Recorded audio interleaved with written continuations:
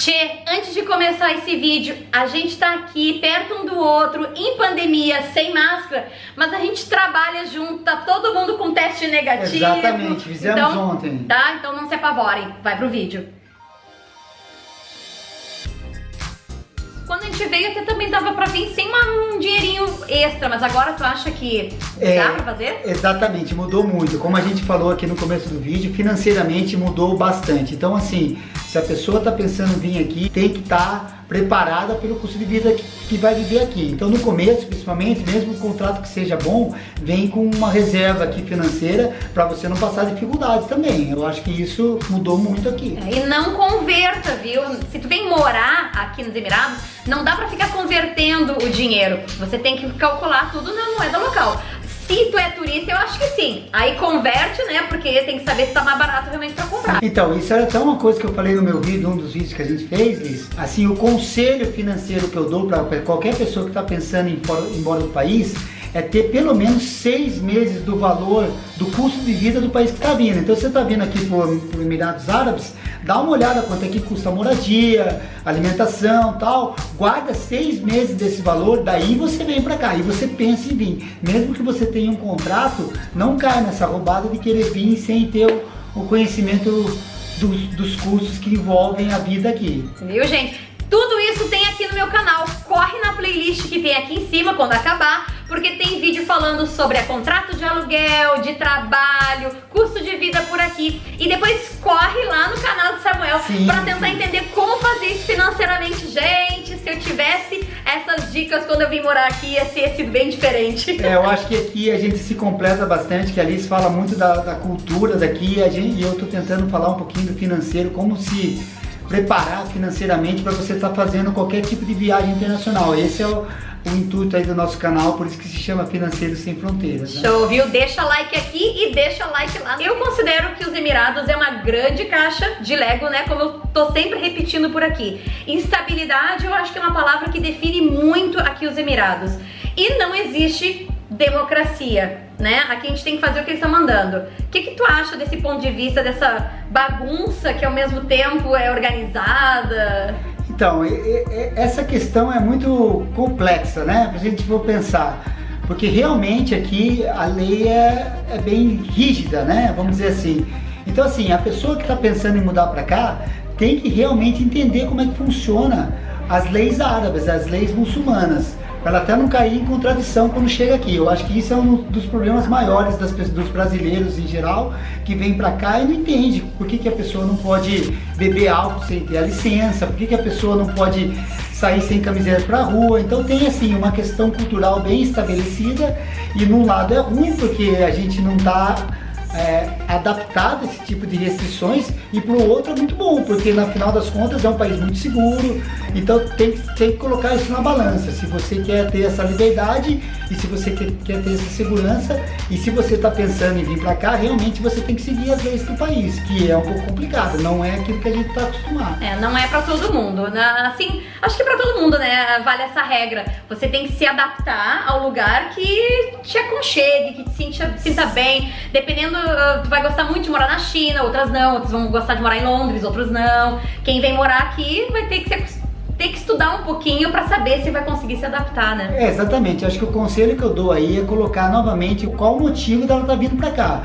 Se a pessoa está querendo ganhar dinheiro, ela tem que realmente fazer um estudo financeiro para ver se vale a pena. Se a pessoa está querendo ter uma qualidade de vida da mesma forma, tem que vir realmente ver se vale a pena estar vindo para cá. Então tem lá, eu morava em Londres, a educação de Londres, como todo mundo sabe, é muito boa. Aí veio para cá, as escolas daqui, tem algumas escolas que são muito boas, que é muito cara, e às vezes as pessoas não conseguem fazer esse investimento, e outras escolas que não são tão boas e são mais baratas, mas daí tem que ver se vale a pena ou não. E a gente vai vivendo aqui, não se dá conta, né? Já tá há 8 anos aqui, eu já tô há 11, e tu tinha pensado que ia ficar tanto tempo por aqui? Então, esse é o tipo da coisa que quando eu saí, eu tava até comentando isso com a Liz, quando eu saí do Brasil, eu tinha 24, 25 anos de idade, eu não consigo lembrar direito, já tô me ficando velho, né? Dos cabelinhos, Então, eu fui pra Londres, eu tinha a mesma concepção. A gente chega lá, a gente não acredita que vai ficar 10 anos. Aí eu acabei vivendo em Londres quase 10 anos, morei pra Hungria 2 anos, e hoje já fazem aí 26 anos que eu tô fora do país. E é mais ou menos isso que aconteceu aqui. Vim aqui para ficar 1 ano, 2 anos, até para ver aqui como que seria. E aqui estamos há 8 anos. Que loucura. Gente, até aproveita, comenta aqui embaixo no vídeo.